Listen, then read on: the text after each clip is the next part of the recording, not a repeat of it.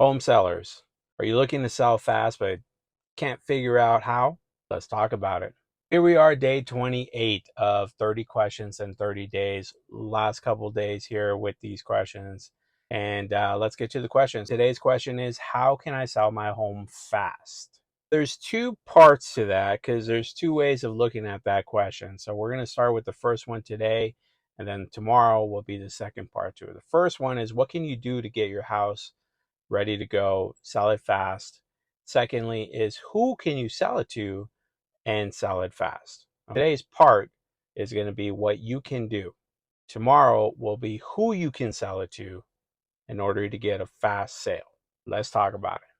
Here's a strategy that's going to work for you, but there are 5 major components of this strategy that you really need to consider in order to get started on the right foot.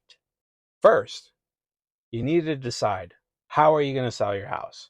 Are you going to sell it for sale by owner, or are you going to hire an agent? If you want to get your house sold fast, you want to hire an agent.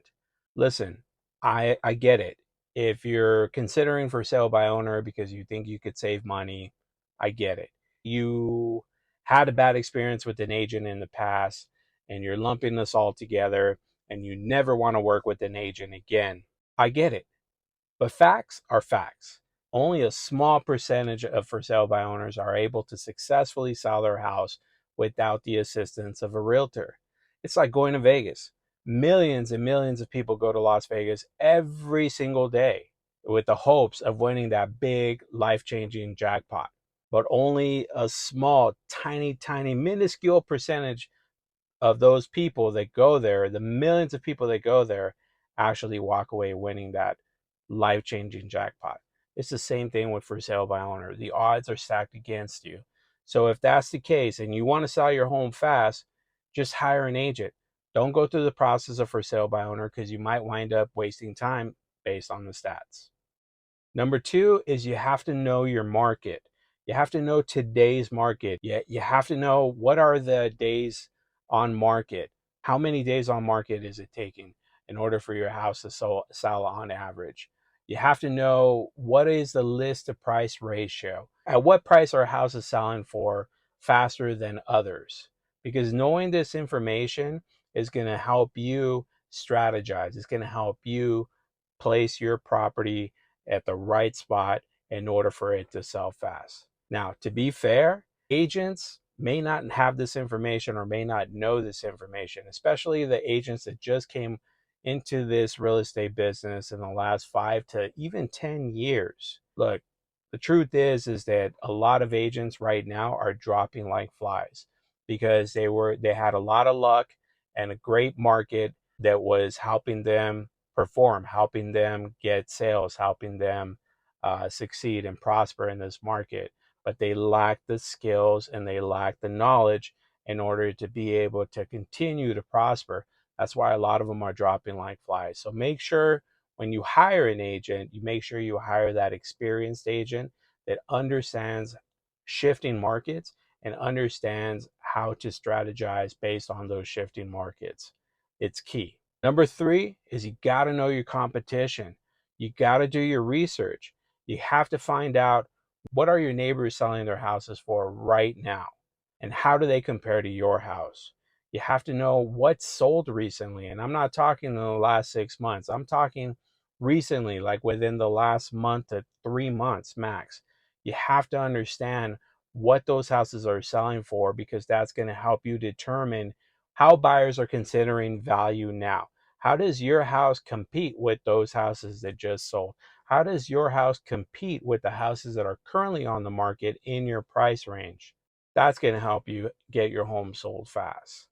Number 4, you got to prepare your home. You got to get your home ready to sell fast. So what do I mean by that? Well, you got to be willing to put some money into your house, right? You're not going to remodel your entire house in most cases, but there are some things that you should do in order to help it, to help the marketability of your property. A fresh coat of paint goes a long way. Flooring nowadays is not that expensive. That's going to help update your house and make it look nicer. Again, take a look at your competition, see which houses are selling for they're probably going to have these upgrades that you can possibly do as well. Landscaping, curb appeal, right? What does that house look like on the outside? What is that initial impression that buyers are going to have whenever they drive up to your house? Spend a little money on the landscape. A fresh coat of paint on the exterior will go a long way as well, and it's relatively not that expensive, okay? Maybe it's not in your budget to have money and to be able to put it into your property in order to update it. So there's a few things that you can do also, won't cost you money, maybe a little bit of sweat and elbow grease, right? The next thing that you could do is minimize. Put yourself in the shoes of the buyer that's going to walk through your house. Okay, take a look at your walls. Take everything off your walls except for maybe a couple pieces that are not personalized to you guys. In other words, family pictures and stuff like that. Take a look at your counter space, clear them out, maximize that counter space so they could visualize what they could do with that counter space. And I don't mean just in your kitchen. I mean your coffee table, your end tables, I mean your dressers, your buffets, and so on and so forth. Okay, minimize. Take a look at your furniture. If you're walking through the house, again, you're the buyer here, and you're taking a walk through your house and you're bumping into furniture, you have too much furniture. So minimize that. Take out those unnecessary pieces. Take out those pieces so you could maximize the space so they could visualize what they could do with that space themselves. Number 5 is exposure, right? Exposure as in advertising, as in marketing. You need to have maximum exposure for your property. Invite as many buyers as you can. Those eyeballs, you want them seeing your property.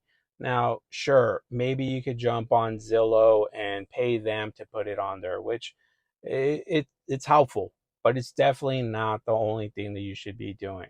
You should be marketing this property on social media. You should be marketing this property clearly on the MLS, because the likelihood is a buyer with an agent is going to find your property and they're going to go take a look.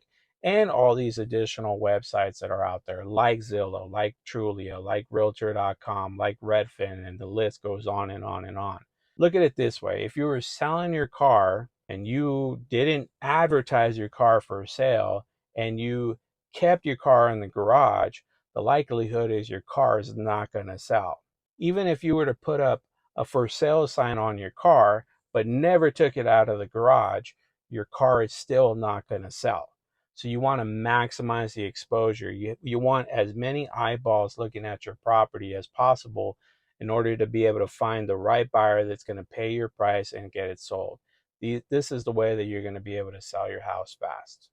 Okay, so here we are, number 6. Now, this is the most important thing that you have to do correctly in order to get your home sold fast. So important that it will trump all these other points that we discussed in your marketing strategy so far. Price. You have to price your home correctly. Okay, buyers are going to determine the value of your property. Keep in mind, you don't determine the value of your property. Me, as the agent, I don't determine the value of your property. It's the buyer that's going to determine the value of your property. They're the ones that are going to say, hey, I think this house is worth this price. And how do they do that? They go through the same process just like they would with any other major purchase that they're going to look into. Now, let's keep this car analogy going here. Okay, so I want you to consider the car that you have in your driveway right now, your car, your last truck that you purchased. Okay, and most people are going to go through the same process of buying a car as they would buying a house. Now, yes, there are some people that are impulsive and just buy on a whim. I get it. There are some people that opportunity struck and they had the opportunity and they took advantage of that opportunity, which, by the way, still gives weight to this price and the importance of having the correct price. All right, so let's go. Let's say you're looking into buying a car. First thing you're going to do is you're going to do your research. You're going to decide which car or truck you're looking to buy, right? You're going to narrow it down to a specific brand, a specific model, and then you're going to start to shop. So let's assume that you're at that point. You call a dealership, you see that they have that car or truck that you want to buy. Let's just say car, just for the example. They have that car that you're looking to buy. It's a standard car and it's $40,000. And you're going to do your due diligence. So you go to the next dealership just down the street. They have the same car for $40,000 as well. So same car, same price. However, this car does have a $5,000 premium upgrade, which includes the navigation and those bells and whistles. Which car are you going to go for? So you got one car that's $40,000. You got the same car with the $5,000 upgrade that's $40,000 as well. Which one are you going to go for? Yeah, you're probably going to go for the one with the premium upgrade. I mean, why not? Even if you don't use the navigation, the fact that you can get that for the same price, why not? Okay, let's take it a step further. Let's say that first dealership gives you a call, says, hey, are you going to come down and buy this car? You explain to them what you found at the second dealership, and they say, you know what? Here's the deal. It's the end of the month, and I need to get this car off the lot. So here's what I'm going to do for you. If you come in, you buy this car this weekend, I'm going to give you a $10,000 price discount. So now you got two options. You got one car that's the standard model for with the $10,000 discount, or you got another car with the $5,000 upgrade, but you're paying $40,000. So you have the choice of buying a car for $40,000, or you have the choice for buying a car for $30,000. Which one are you going to go for? Now, you might go for the one with the $5,000 upgrade because it's convenient for you. But in most cases, you're going to take that $10,000 discount because at the end of the day, you could probably add that same system and you still come out winning. You see, buyers are going to do the same thing when they're looking at your house. They're going to look at the price of your house and they're going to compare it to your neighbor's house, and they're going to look at all the features and benefits of that house versus your house. And if your house is not the best house for the same price, then it better be the house for a lesser price, because that's how buyers will determine value. And that's why it's so important for you to have the right price in order to get your home sold fast. Here's another way of looking at it.